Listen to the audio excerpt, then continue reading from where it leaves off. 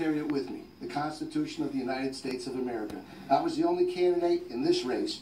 I'll be the only candidate tomorrow, after I put my head on the pillow and wake up re-energized to do the second leg of this campaign and win in that general electorate, who stood up on the floor of the New York State Assembly, debated and battled against that SAFE Act, which made criminals out of law-abiding citizens, made Proposition 2 of the Second Amendment, made the Second Amendment, Amendment 1.5 in diminishing it.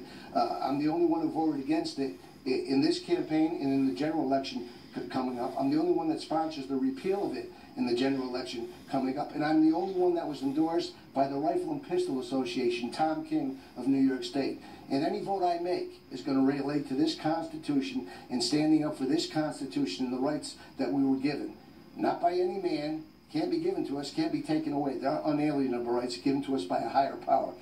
But the good grace of the best, the brightest, the most courageous, compassionate fighting force in the world, we can live these constitutional rights, and we should be able to live these constitutional rights to the highest level. And that's why we're the greatest nation in the world. I would be remiss in closing if I didn't say my number one volunteer is